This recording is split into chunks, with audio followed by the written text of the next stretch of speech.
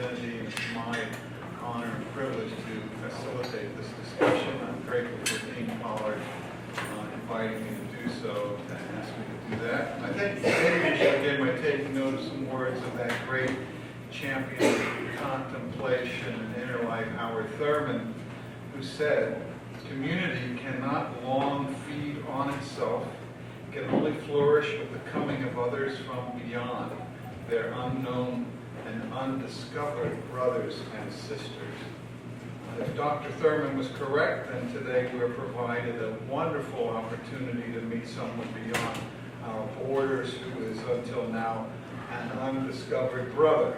So we welcome to Howard University School of Divinity the Venerable Dr. Geshe Phelgye. Welcome.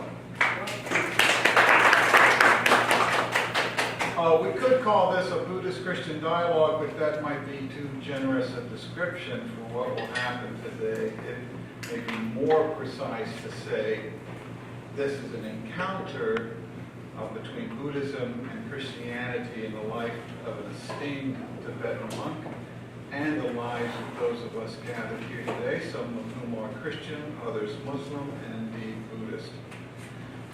What this means in practical terms is this: with the limited amount of time we have, we're going to open our ears and our minds to what Geshe would like to share with us.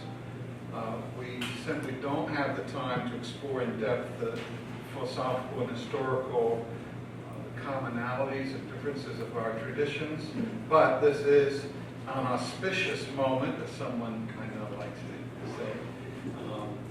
It's auspicious for all of us to find our way toward each other and be filled with the presence of the other. And need I say that we need these kinds of encounters in our world. So we're going to proceed in the following way. First, Howard Divinity alumnus Annie Mann will introduce our guest. We're very grateful, Annie, to your making this encounter possible. She's also an alum of Howard Divinity. Her loyalty and her generosity is expressed in many ways to support our school. After her introduction, I will put into play a statement by another contemplative and monk, the Catholic Trappist monk Thomas Merton, and we'll ask Geshe if he will respond to that. He'll take approximately 30 minutes or so to do that. That statement, by the way, is up on the whiteboard, so you can see that without any problem.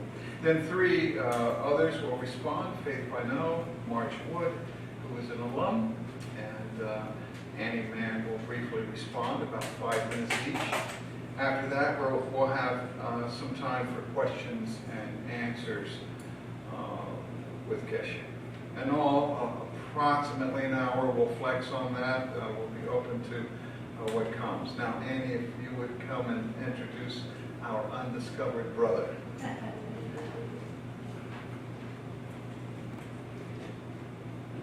Well, hello. I'm so happy to be here today. I'm really moved just by the little conversation I've had this morning, by how open Howard Divinity is at this moment. I don't know, it could have been open when I was here, but I felt a little bit like I was under wraps. And I kind of feel like today I can come out of the closet and say, you know, because I was already practicing Buddhism in the Zen tradition. So my tradition is a Zen tradition.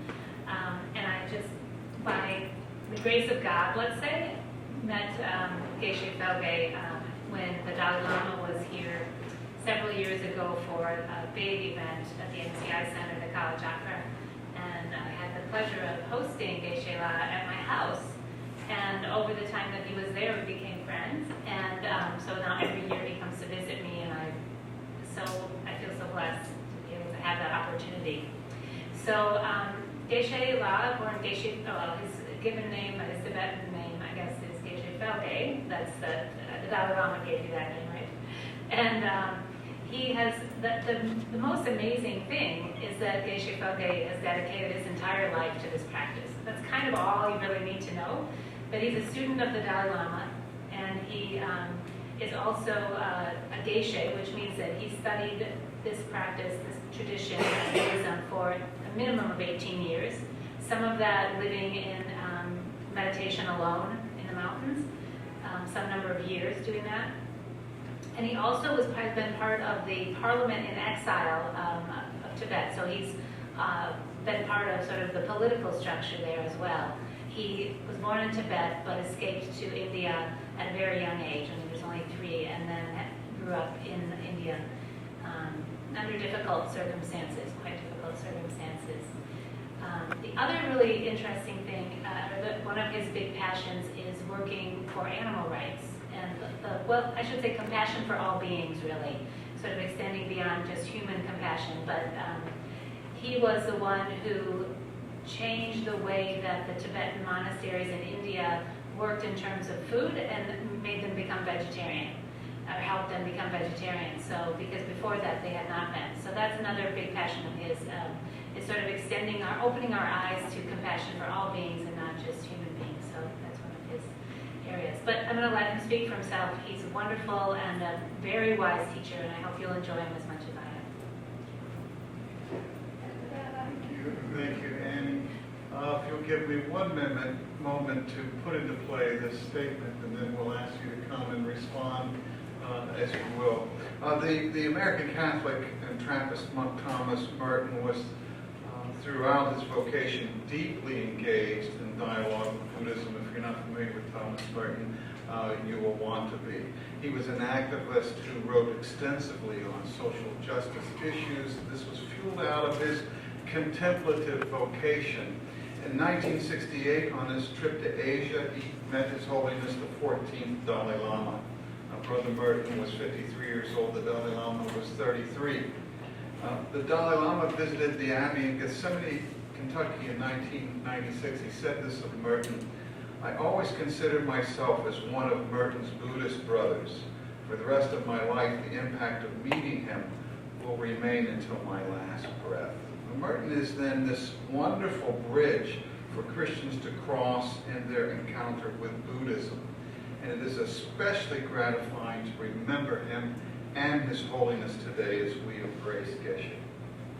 And let me quickly challenge our alumna here that there may be a rich opportunity for our divinity to engage the Thomas Merton Center at Bellarmine University as a means toward Christian-Buddhist dialogue and study in the future. At Howard University School of Divinity, we're dedicated to the nurturing of spiritual persons, individuals who are founded upon a rigorous spirituality. We are concerned that students ransack their narratives provided them over their lifetimes, since within the African diaspora and within the enslaved nightmare of America, their histories have been overthrown, burned up, discarded, and twisted. So we're dedicated to recovering the truth of the matter. In fact, there's this poignant statement in our mission statement that says, "We who study here are on, quote, a relentless search for truth." And that statement resonates with the Chezong Khapa professor of Indo-Tibetan Studies at Columbia University, Robert A.F. Thurman, who wrote in regard to an essential aspect shared by the various branches of Buddhism that, quote, "critical debate itself is an important vehicle of liberation and enlightenment." As a Baptist clergyman, I would just say amen to that. Now, because our time is brief, I simply put this statement from the book Thoughts in Solitude by Brother Thomas Merton onto the whiteboard. It resonates with all of these aspects and more, and I think this will provide our venerable monk to come and share out of his heart with us where we are and where he is and who he is. Thank you for coming. We open our hearts and minds to you.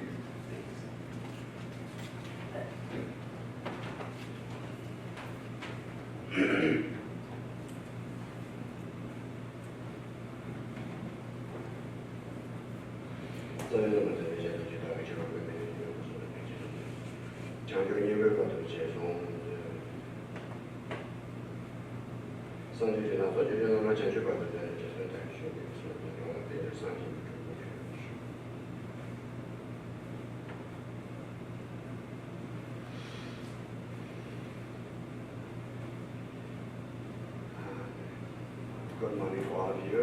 Good morning. Thank you so much for having me here. I'm so moved when Annie told me that I'm having this opportunity here.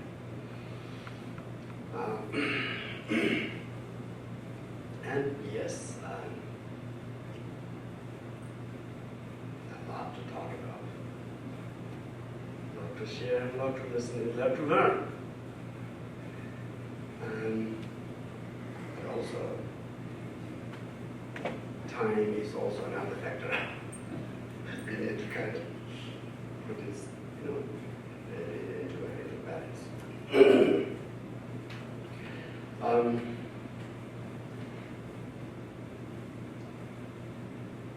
Now listening to you, Michael, sir, I understand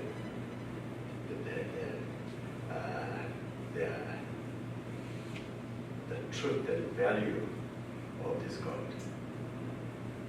It's amazing. It's absolutely, exactly what Buddha would say if he appeared here today.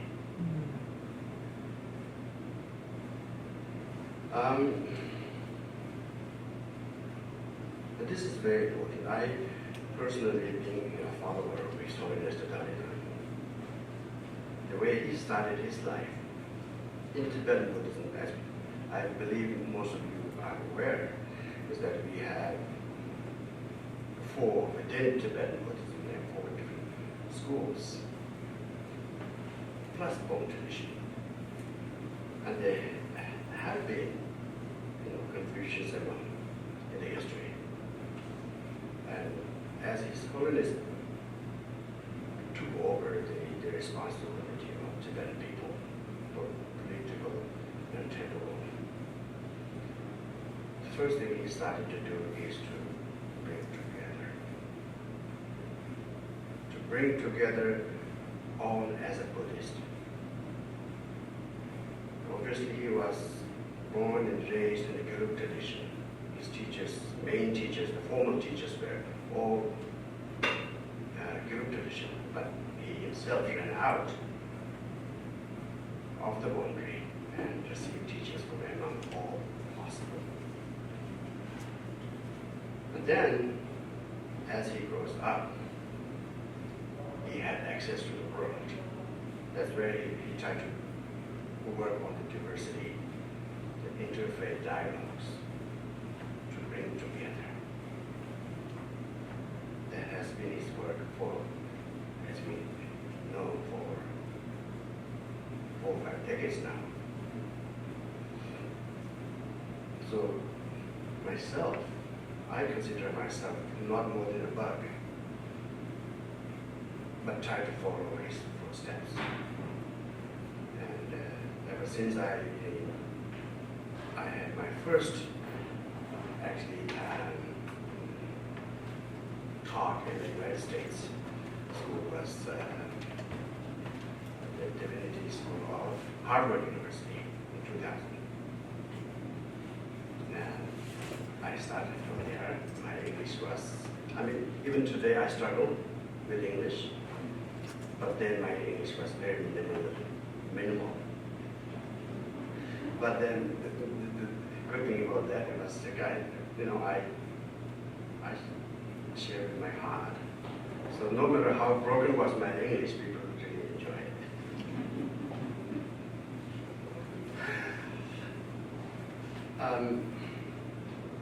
So having said that, what I believe is we all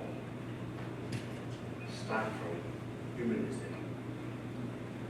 We have many labels, caps,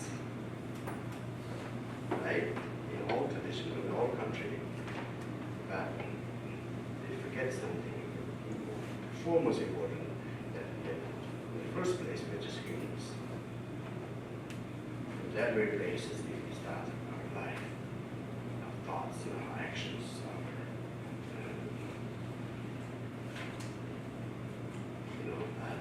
dreams of the life on the basis of humanism. everything else is quite simple. I kind of make simple jokes in my classes. Like the religion nowadays, we have so many. Of course, there are certain major religion and then many local, regional, maybe thousands in numbers, different belief systems. But in modern times, all these religions are almost like a buffet. Like you have in America, this wonderful tradition, potlucks. Everyone bring their best. And together you have a massive, delicious, wonderful food choices to enjoy. All kinds, as religions begin, the furthest we can go is like, to my knowledge, like they say, the Sanatana Dharma, the Vedic religion, maybe one of the earliest religion. Starting from there, then yes, the Jainism, Buddhism, then maybe secondary oldest religion, but then, following religion. And most of these religions are thousands of years old. At those times, people introduced the religion, best of their belief, best of their knowledge, and then work that way. This is the path, this is the way. But then as we come into like 18th century, 19th century, or more, like globalization started to begin to we came to know each other. Okay, this is not only one, there's another, there's another, there's another. Then we started to say, this is only one, this is right. Religious conflicts started when we come to know that there's others exist. In fact, it should be taken as a buffet. Yeah, that's wonderful. That's wonderful. But instead, we kind of took a defensive position and started to say, this is the only way. That there, the problems begin from there. And now, in this era, the globalization, everything is right in front of you. Within this little tool, you have access to everything on this planet. And you're still saying, this is the only way. The mind is the only way. That's how kind of narrow-minded or blind, thinking some people are. So we need to get out of that. We need to get out of that. At least we need to raise our upcoming generation otherwise in an open society. This is very important. I mean, we talk about human evolution. We think about how we evolved in the material world. But at the same time, if you look into the name of evolution, how disaster we have become now. On the name of science and technology. So many good things are there, but there are horrible, horrible things that we have developed. So what we are actually losing is the humanism. All religion, I believe, are based to help, to heal humanity, not to destroy. But then with the misinterpretation of the religion.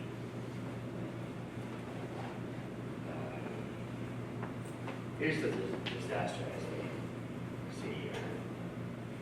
We need to really try to bring this awareness least to the new generation, our generation, the fresh ones. Tell them the right things, teach them the right things, not this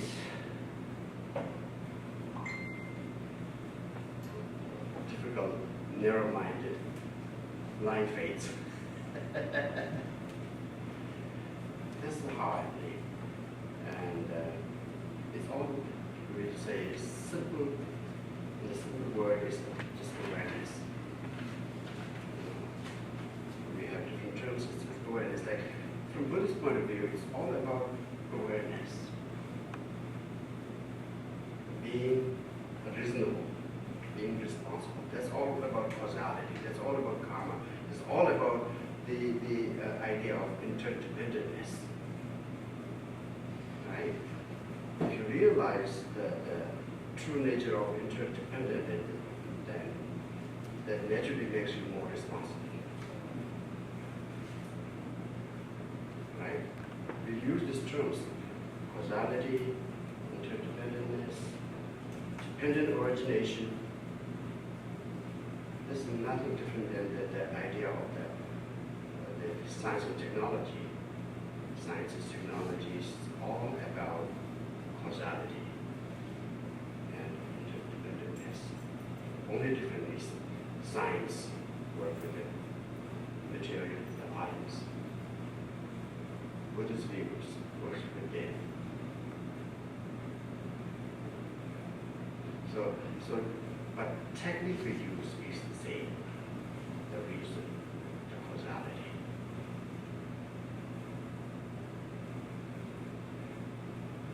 The truth of the dependent origination.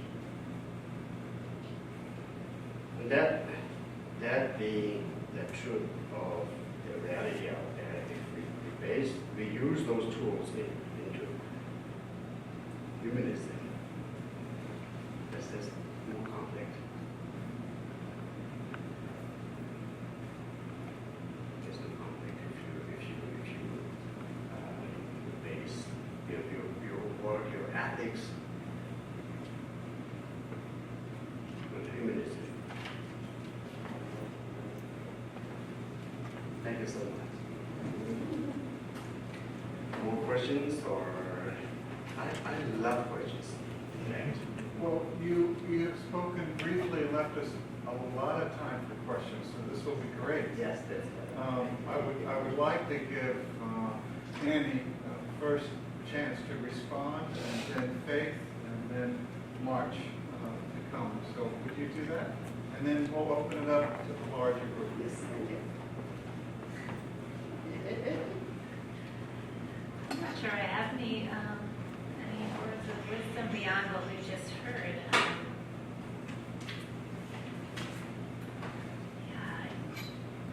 Give me a little hint. What area should I say something? I don't know, whatever comes up in your mind. That's what I do. So you do.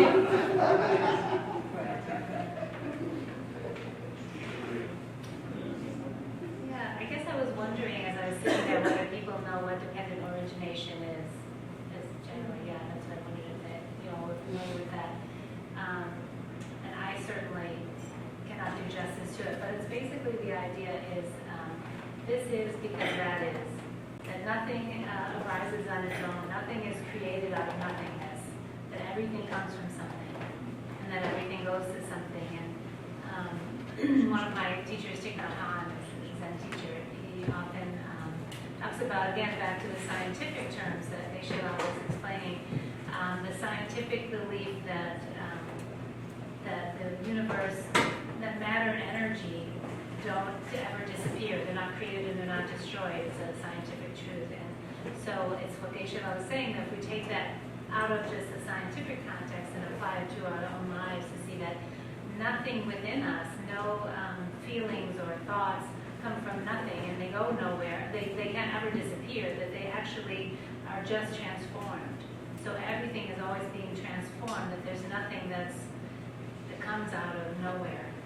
And so that's the kind of wisdom that helps us to see a little bit more deeply into ourselves and into other people and into the world, to think well, where is that coming from?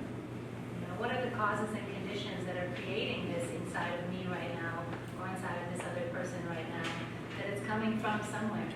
And it may not just be, something they've learned in the last 50 years of their life. It may come from even before that, from generations before. And really, science is really coming out with this because we're finding even that genetically that we're passing things down through our genes that were behavioral things that can be passed down even in our genes to the next generation. So it's that everything is coming from somewhere and everything is going somewhere. It's just transforming. So that even when we die, we're not going to nothingness, that it's a transformation to another energy or another matter, that it's a continuation. So actually that teacher that I just shared, Thich Nhat Hanh, talks about on our birthday, really, instead of thinking of it as our birth, we just continued from before birth to birth. So we say happy continuation day.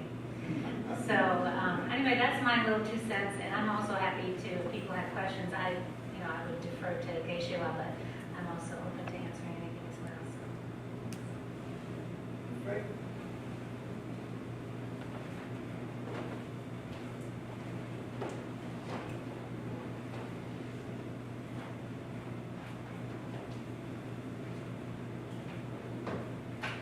Didn't think I would get up here this quickly. First off, thank you, Geshe, for your talk, and I look forward to your additional response. And Dr. Bledsoe for that quote, which ironically, prior to the start, I think we started this conversation, which was very nice to kind of recognize that there is a continuation of conversation and being and experience. And I think that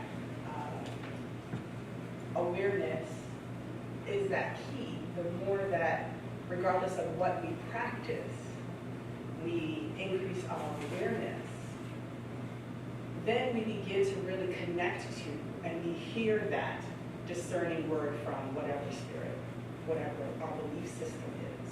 And in turn, to me, that is the opportunity to build the interconnectedness, because then we begin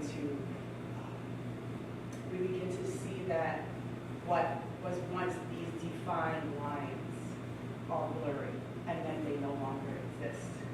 And there are moments where I have some cultural dissonance in DC, even though DC is this melting pot, and yet we are in many ways still segregated. So what does it mean to be active in our engagement of each other and our awareness? And I'm now in a very practical space. So what does this look like? And it may be because I'm,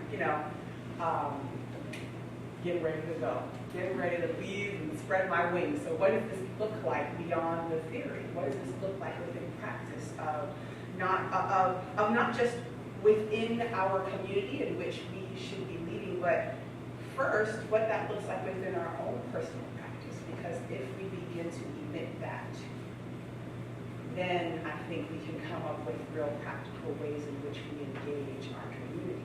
So what does it look like within our own self-care and subsequently within our own spiritual practice in which we continue to raise our awareness and our interdependentness, because then that shifts our dialogue, that shifts and allows our theology to evolve and sharpen.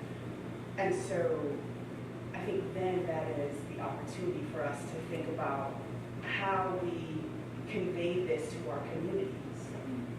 And within the Christian context, that means that it goes beyond our sermons, right? Like, we can hear wonderful sermons, but then where's the practical application? And so if we're exploring what that practical application is, what does it look like within ritual? What does it look like within even the seemingly benign kinds of opportunities like our Bible study? What does it mean when they allow me to come in and do a breathing meditation prior to the start of the Bible study? How does that shift people? How does that increase their awareness, in which people then begin to see through their own experience and within their own bodies, and then with the clarity of being able to continue to refine and discern the Word of God, how they become a little bit more like everybody else? And so I leave with that, that question of how we practically integrate within the religious practice as leaders, and what that looks like for us as leaders and as individuals, how we strengthen the community, not just for, because I think there's opportunity for not just the younger generation, but I've had older respond to me in a way that when you are open and you're ready to receive, regardless of where you are in that time continuum, there's opportunity to engage.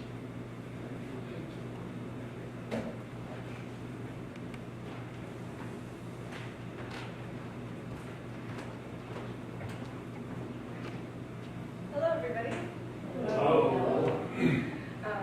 Thank you, Dr. Bledsoe. Thank you, Dean Pollard.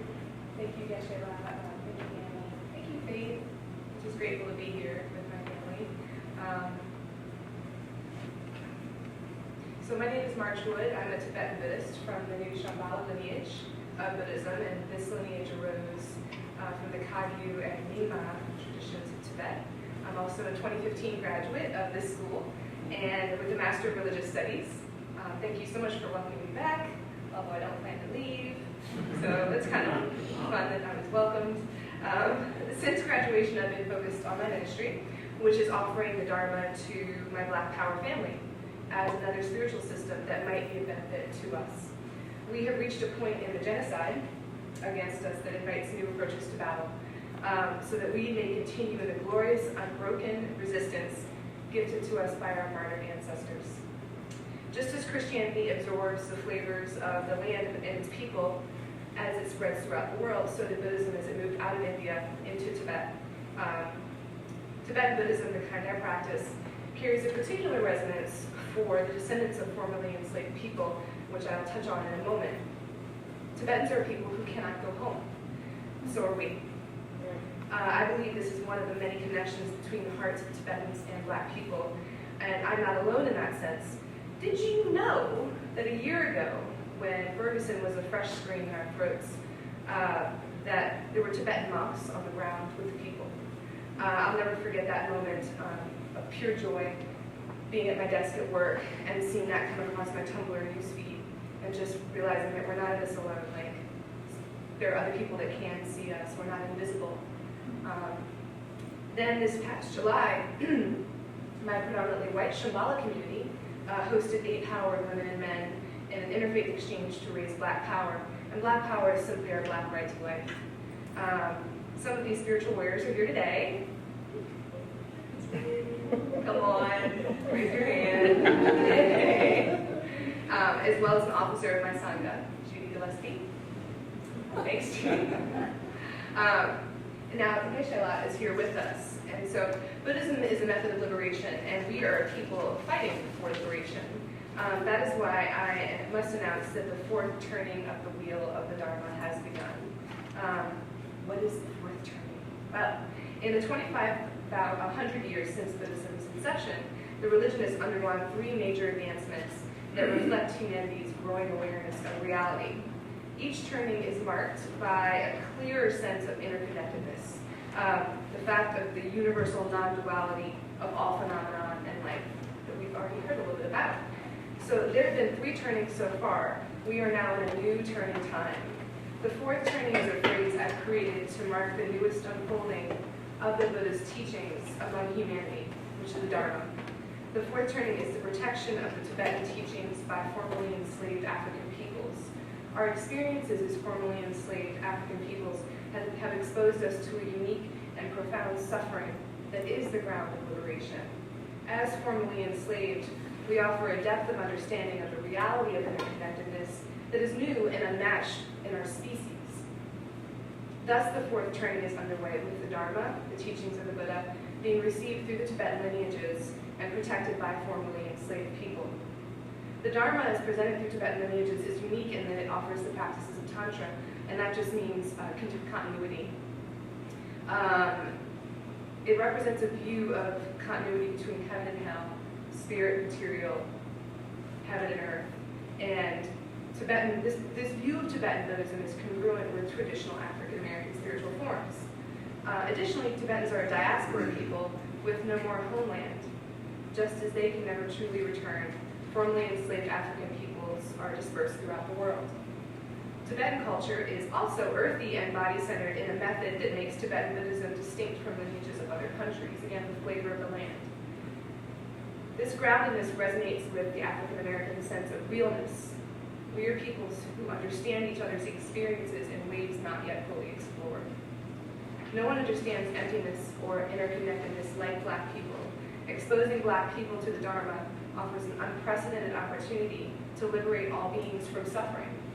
The wisdom of the Dharma, combined with existing faith traditions already practiced by Black people, creates conditions that are more favorable to the immediate liberation of all beings from suffering, from harm and cruelty and injustice. Liberation is possible now, right now. I'm not talking about stealing anyone's religion or conversion. We don't have time for that. I'm talking about liberation through an authentic and courageous interfaith exchange. Buddhists and Christians share a love of humanity and a desire to protect humans from harm. This is our meeting place to discuss how we can fight beside each other as we battle the enemy of wrongdoing. This is the fourth turning, and it is good. Thank you.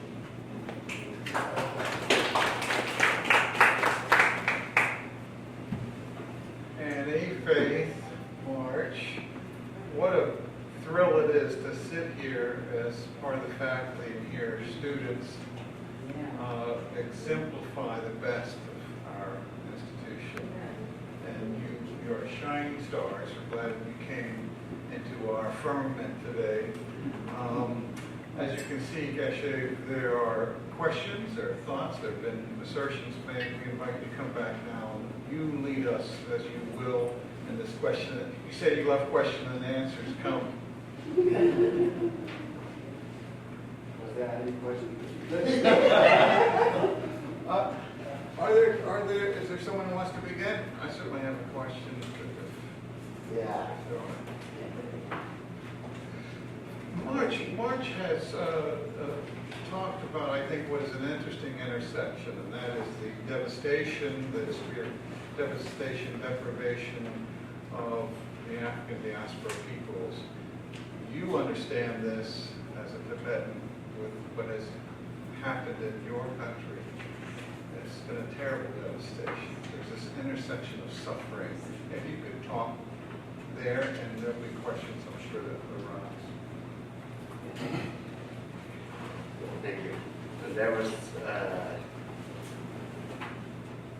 the reason that how I felt this is a very special person for me as I began my conversation. Like my sympathy with the natives, my sympathy with the Black society. Basically, this is the same thing that those situations not yet end, it's still going on. But we Tibetans are actually right in the high rise on the same difficulties.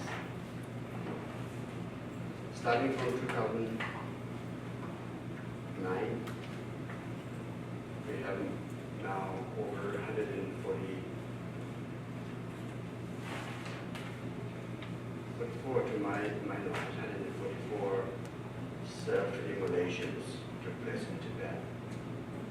Simply trying to bring an awareness to the world that what Tibet is going under. 144 self-immolations. And they're basically under the age, like in 30s, and above 15. Between, yeah, there are some, maybe a few over 50s, but basically, yeah, I would say below 40s. They're all walks of people. Monks, non-slave student farmers, nomads, all walks of people.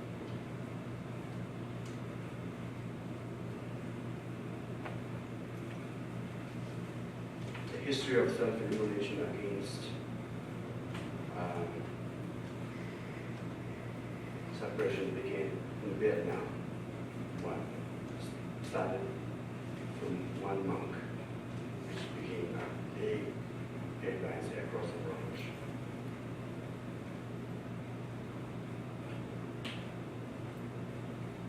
And for us, like I said, 144, it's going on and on, non-stop. His Holiness Dalai Lama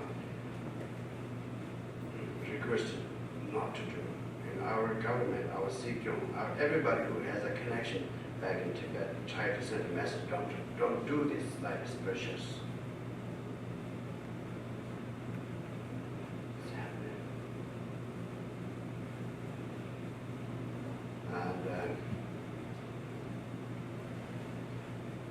And at the same time, back here, you had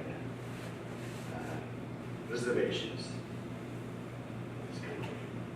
I recently come to know somewhere in I keep forgetting the name of the place, but this is one of the largest reservations in America where you people don't have running water and power. In this country, I heard, I don't know, somebody told me. That shocked me. I believe those things happened back in Tibet and India and Bangladesh and Pakistan and South Africa, backward countries, still struggling with the lots of those issues. But America is known for its prosperity.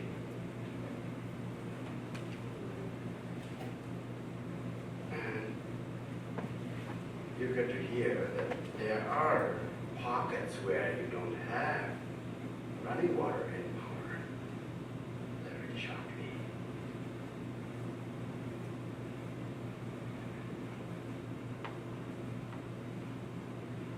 First time when I landed in Montreal from India directly, I came out of the airport and it was like, wow, is this still the same planet? You know?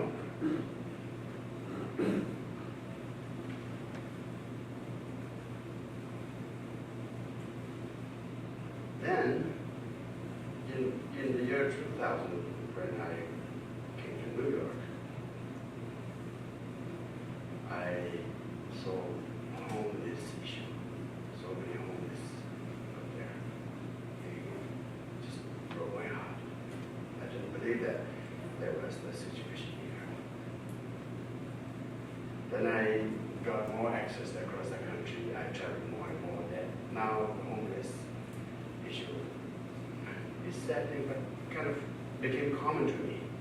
Now recently, I come to know about this teen homeless children, foster children issues. But they like I live in Spokane. Spokane is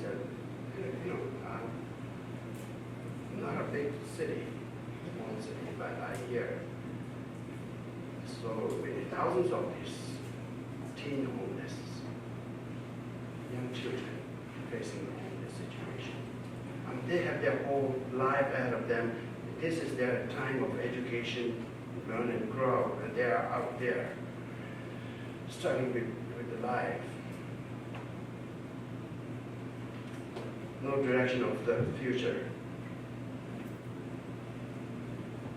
It's just heartbreaking. I don't know what to do.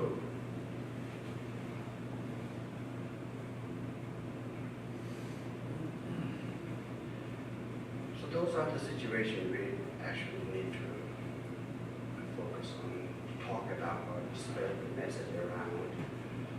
I know there are lots of good people, good-hearted people, wealthy people as also. maybe there may be lots of people who don't even know what to do with their wealth.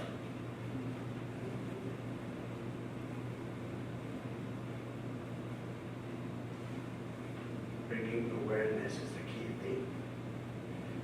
That's where we say in one of the key Buddhist teaching that we all have the Buddha nature within, which means we all have the potential to be good.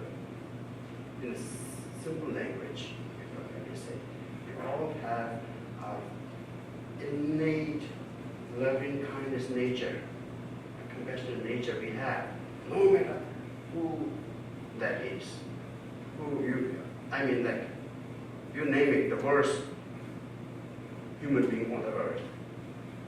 If you look into them, there is a positive side in them. There is a loving kindness in those people.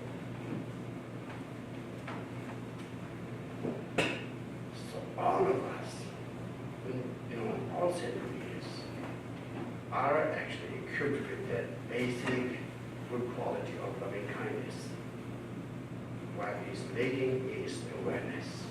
The awakening of this loving kindness nature, the Buddha nature, the potential is the number one. Bringing up of this awareness. That's all it needs. Because we do have that fundamental seed within us. We just need it to be enlightened, awakened. So, bringing out these issues, I wish all school system in their curriculum, starting from elementary, talking about humanism, the ethics. That's why we are losing. We go too far into materialism. We actually become machines. That's how I see it. In the material world, humans are become machines. We're losing our hearts, we are losing our values, we are losing our ethics. Thereby we lose trust among one another.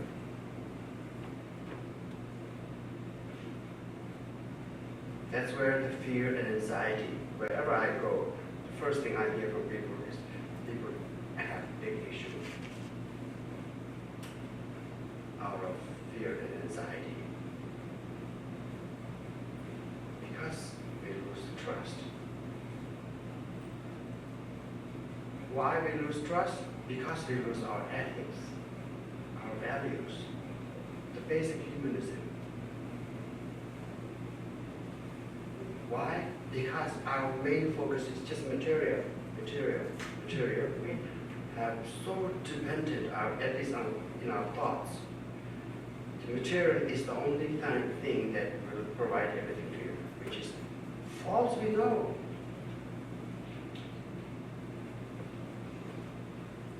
As we have more, it brings more pain, more suffering. In Spokane, one of our Sangha members offered.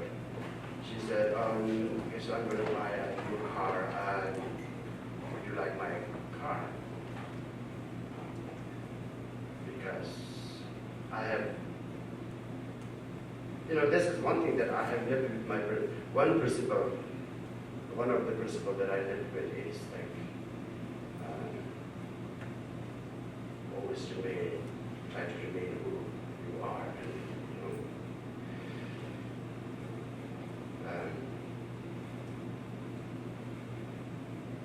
Even here, I just, unless somebody give me a ride, I just go with the public transportations. I go back to India, I still just go on what we call auto rickshaw. You know auto rickshaw, the three-wheeler? Other people don't. Other people, as they have as they have a little more money, as they have like new status, they change. They change their wearing, they change their living, they change their everything. I try to remain who I was. I try not to forget how I grew up and how I reached here, where I am now.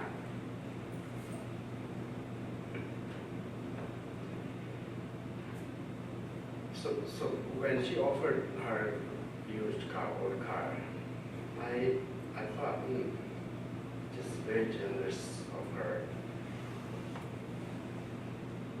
But I'm thinking of the moment I label that car my car,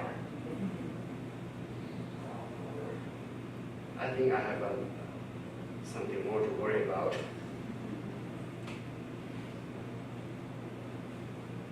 Right now, no worries. Americans are basically very generous, very kind. I always had a ride when I need. I always had a home when I need. You know, the culture that the Buddha passed down with the begging bowl is I think, most precious thing that Buddha gave us as a monastic. Simple living.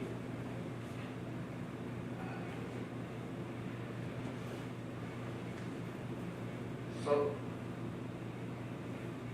I said, no, thank you.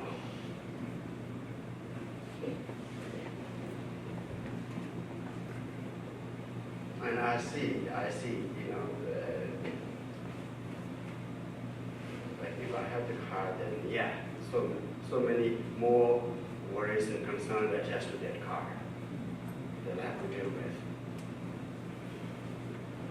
Right now, you just share your appreciation,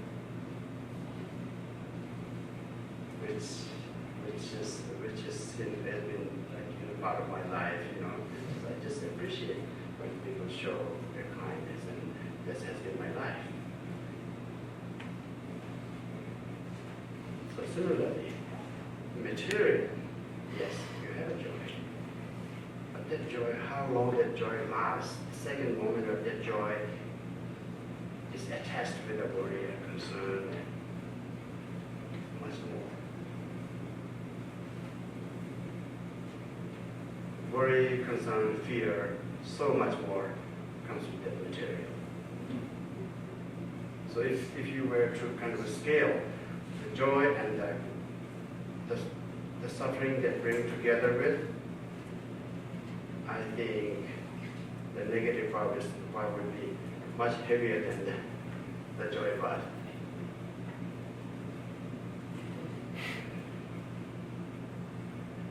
And then another thing that we talk about in Buddhism is the nature of impermanence, the change. When you talk about the suffering, trying to analyze deeper into suffering, then you also talk about the suffering of the change. Everything that exciting, that is joyful, that is, very momentary, it doesn't last very long. It changes into something. It is attached with some kind of unhappiness with it. So that's called suffering of change. But there's another way to look at it too. That's hope. Because it is by nature change, impermanent. Therefore, change becomes a hope. Whenever you run into a trouble, a problem, or suffering, we know that is not permanent. That is also impermanent. Change is possible.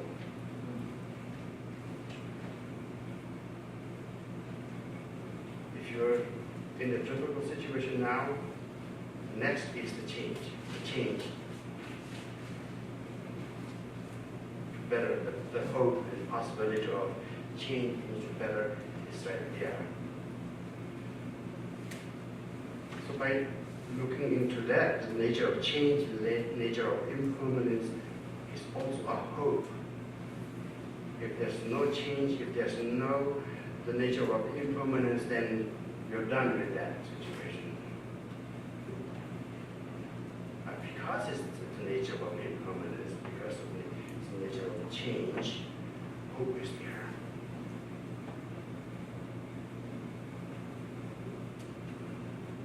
So that the value of the causality is in fact our hope. Change is possible. That's not a blind faith. That's not that you don't depend on he said, she said, or reading a scripture. It is the truth that you realize with your own sense, common sense, causality. And that makes you more hopeful, more responsible, instead of depending on somebody out there. You have the potential to change it. Whatever you're experiencing now are the result of the cause and conditions that you have earned earlier in this life or many, many lifetimes before. But this moment, at this moment, you have in your hand to change whatever the remaining karmas are there, remaining things are. Past is past. From now is in your hand. How you pursue your life. So therefore, the idea of the causality, the idea of dependent origination, gives you a sense of responsibility, a sense of hope, a sense of inspiration. And that is not necessarily, that whole thing is not necessarily belongs to a particular culture or religion.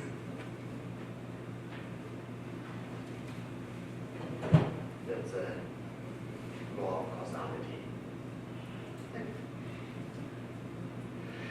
Thank you so much. Any more questions, please? Yes, please.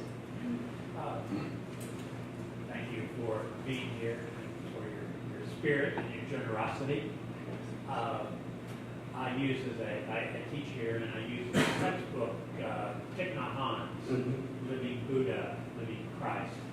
I wonder if you could say your understanding of Jesus and the commonalities and the differences you see between Buddha and Jesus, and how they can both inspire us for compassion in these days.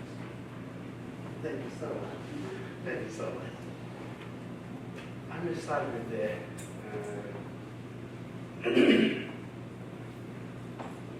a little bit of example within Buddhist concept. Is that if we look into Buddha's teachings, Buddha has shared with a varieties of what we say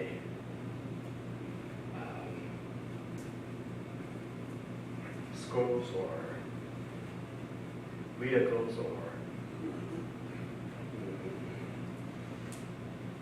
different levels of human thinking. Even when you go into the philosophical level, there are varieties of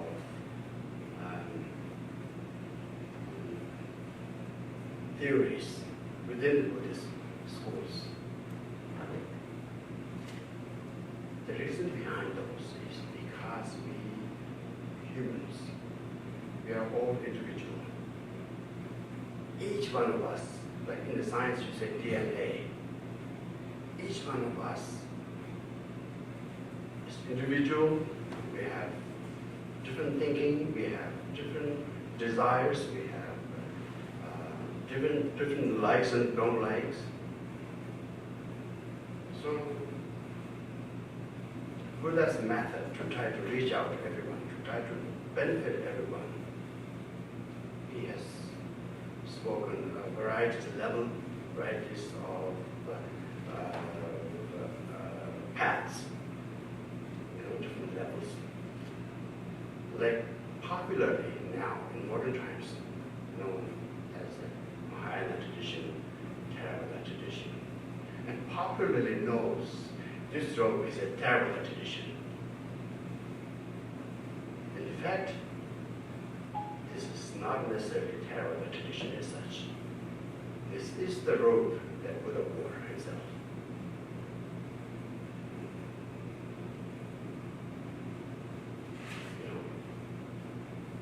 In the journey of Buddhism in this culture,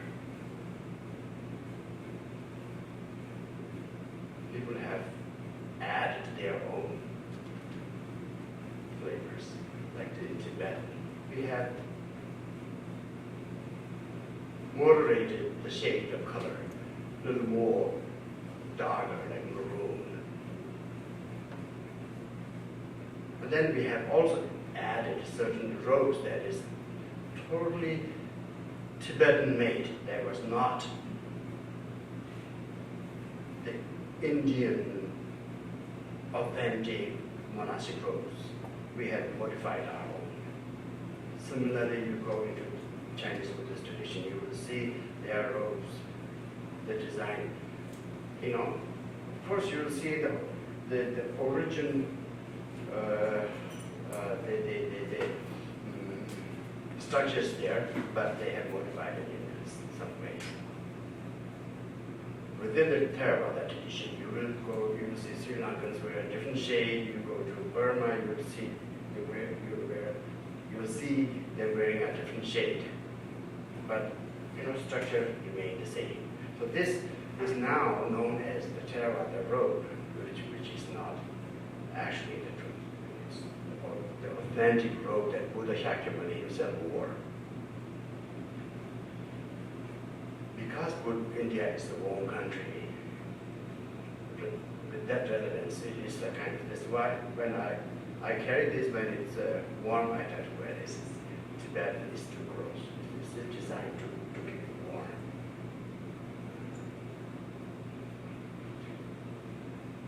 Now,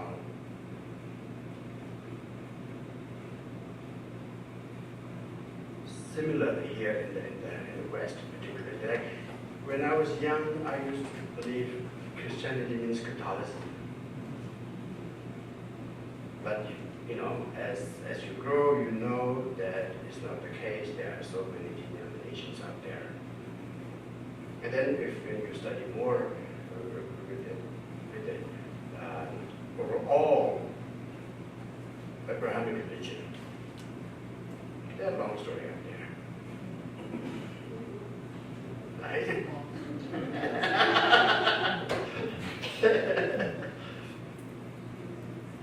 But what I really truly like and appreciate is Pope Francis. And among the many Christian saints, I love Saint Francis. Because they actually, no matter what label they have, like Christian or whatever, but their heart goes to all, compassion to all. And I think Pope Francis is the true representation, true symbol, true face of Christianity.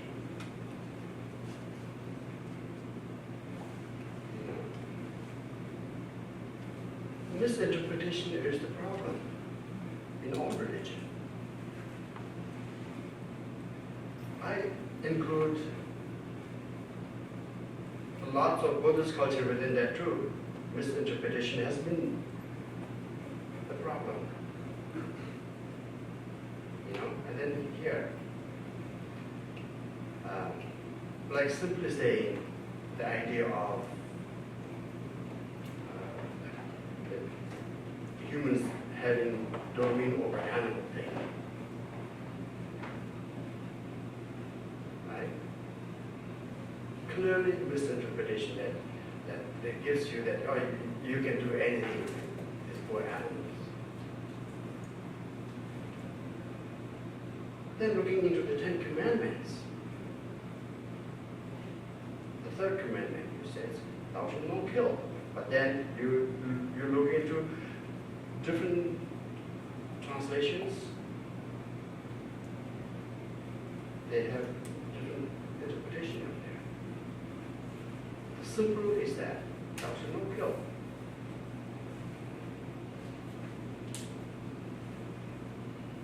No more, no less. Okay. But then we humans always try to interpret it a different way to justify what you do. To justify your attitude, justify your action, you misinterpret the holy religion.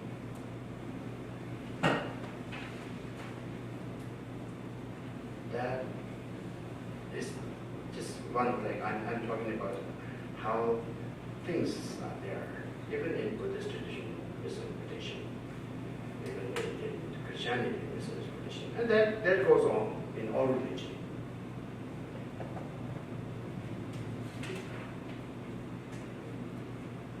So the most important thing that we actually have the care and concern is try to actually, get back to the authenticity and get back to the true message. The true message of those holy beings, those prophets, using our own common intelligence, that if something doesn't make sense, that means misinterpretation has been going out there. Most important thing is using our common sense. He said, she said is precious but not. If you kind of rely on dictation, then you're actually being animal. We are human. We have this wonderful intelligence. We have the power to see things. So using our own intelligence is very important. That's why I started my conversation by saying, humanism.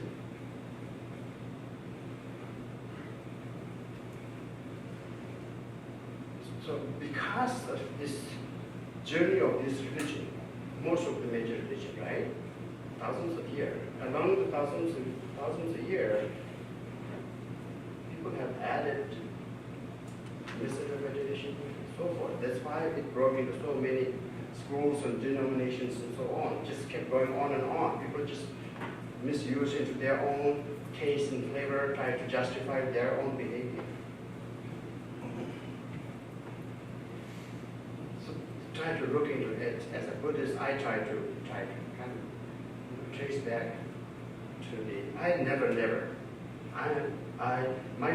My family lineage. If you look into the Tibetan culture, my family comes from Nyingma tradition, from generations. My father is a great Nyingma practitioner, and I had so much attachment with the Nyingma, until I came to learn more about Buddhism. And at the age 17, I started to learn more.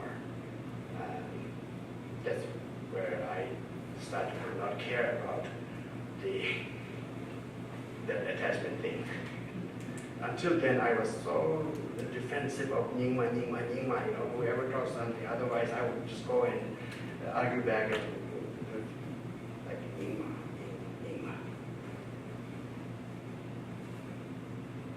At the time, when I came to age 17, I was quite aware of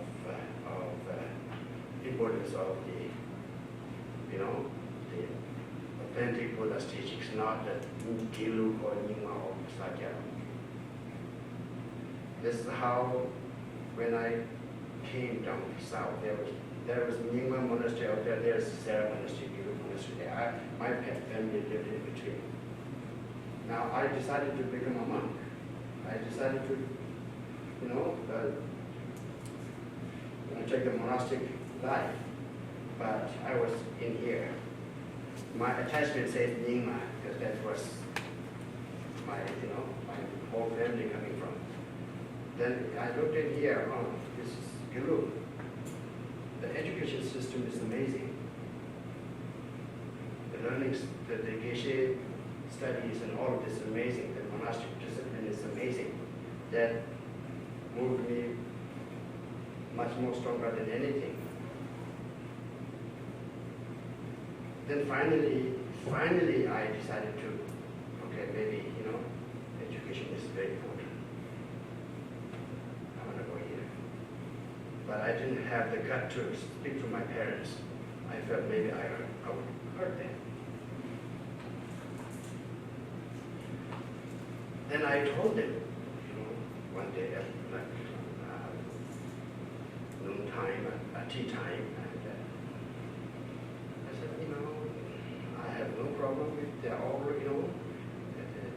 overall they're both Buddhist monastery, Buddhist tradition, they're all good. But looking into the study program, the Geshe studies, and the monastic rules, I'm thinking maybe I should go here. And amazingly, my both parents were so open. And he said, no problem. All of them, with smile. No problem. So that's how me and my brother is also not another Geshe, so we broke the rule of family tradition, and we ended up going to Sarah.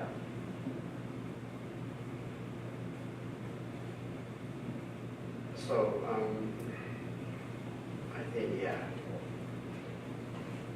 openness to the common sense, openness to the truth, as your common sense is more important than he said, she said.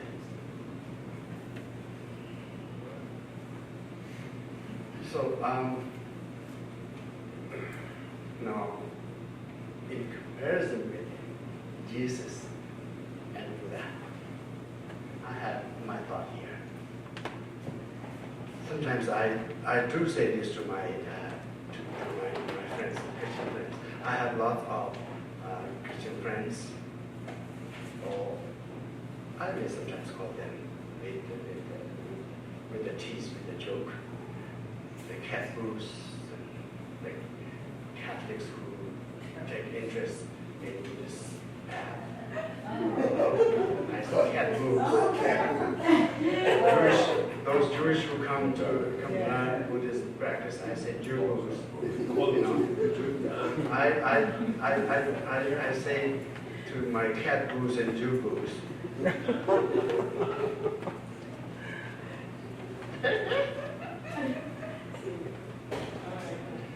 That I'm a Buddhist, I'm not a Christian, but my view to Jesus would be far better than those of you Christians have over Jesus. And I'm saying this for those who kind of misinterpret the teachings of Jesus into another way, like, same issue, like humans having domination over animals, and like the idea of these little creatures are created for humans to use in consumption.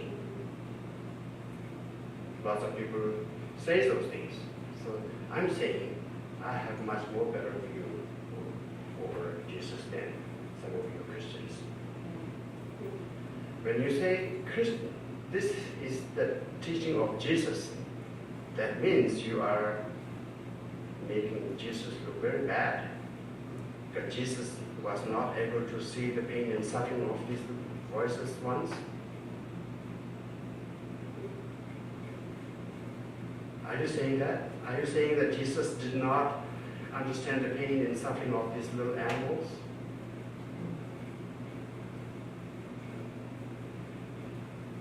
Simply that is the message. If you see Jesus as supreme prophet, then you should also see Jesus is mistake-free. Jesus is as an all-knower. If you see Jesus as all-knower, then you should see Jesus knows the pain and suffering of these poor animals. And then that means Jesus would never ever teach you or say that you have domination over these poor ones and you can do anything you want.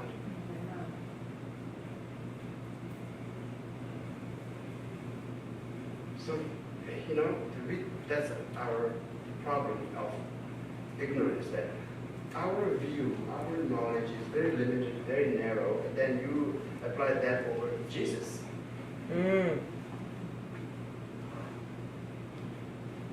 Thank you so much. One more question if you want. Oh yes, one more question. Thank you. One more question. Yes, please. So my question is, so where do we go from here? Or in other words, how does our faith or our spirituality look in action? Or maybe we could say, how do we move forward with engaging with our community and the world, and by helping to bring awareness without falling into the same trap of creating a new way? Yes. Yes. Now, I think new way is there's nothing new way, a better new way available to invent. I think the wonderful ways are there already. We are just lost. Many of us are just derailed from our way because the way we believe on what people say, just dependent on external, like he says, she said, this is a problem to me. People just simply believe, do not use your own intelligence. And he said, she said, he said, she said, that you don't investigate yourself. If you investigate yourself using your intelligence, the good teachings are already there. So walk out of those misinterpretations. Using your own intelligence, try to get the best of it, best of Christianity, best of Buddhism, best of whatever. There are so many parallel good teachings out there. In all religion. That's why so many people actually follow all this different religion, right? Because there are so many good things there to learn. But then at the same time, together, some of these little problems are attached to it.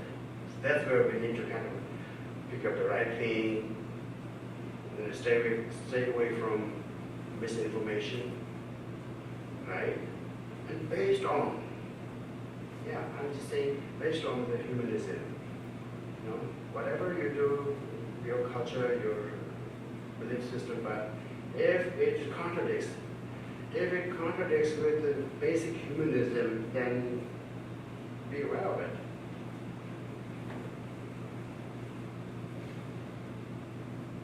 Thank you.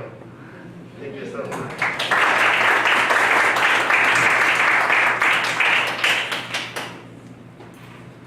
I would like Dean Pollard to have a chance to come and share any thoughts you have at this time.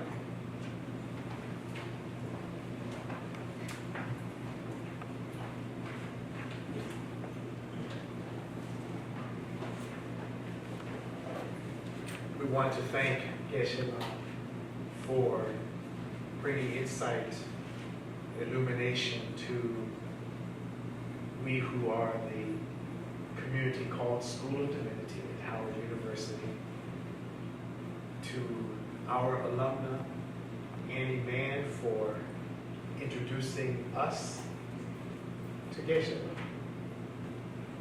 for the openness of mind and heart that he speaks about, that is a requirement for we who say that we are a part of something larger than ourselves.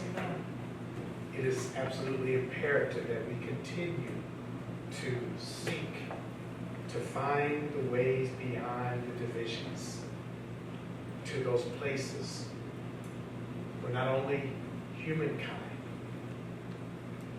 not only the created world, but all of life that is the universe and beyond displays. I want to thank our colleague, Dr.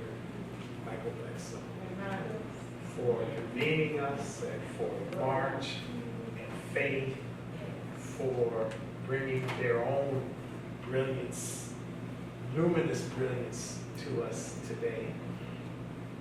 But most of all, to all of you for bringing the openness that leads us to those mindful places where we can continue to be expansive in our being, in our becoming. To all of you, we're thankful. Geshe.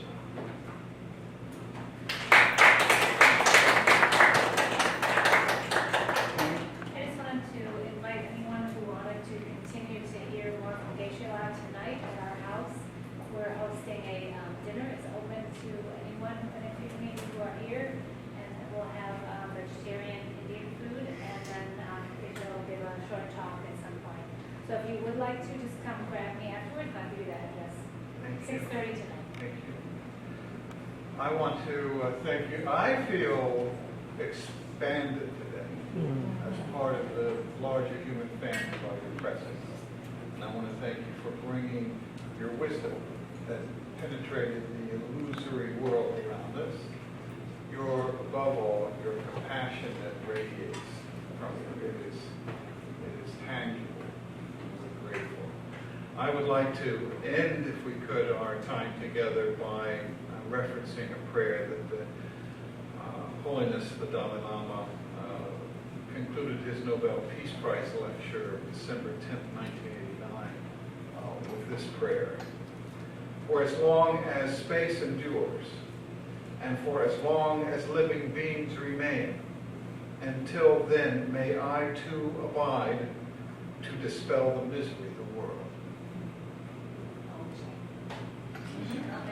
Amen. Amen.